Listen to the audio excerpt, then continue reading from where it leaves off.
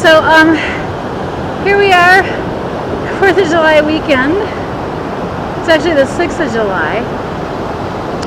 And I'm just making a video of this spot because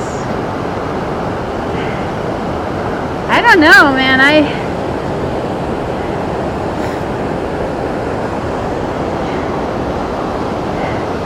I don't know if it was ever running this hard last time I was up here, or even like in that one time I came up here in June.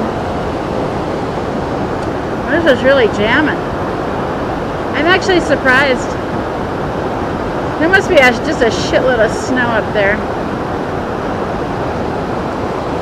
for it to be doing this. That's huge. That's just amazing. Usually this spot is just a quiet, tranquil little pool. That's pretty good.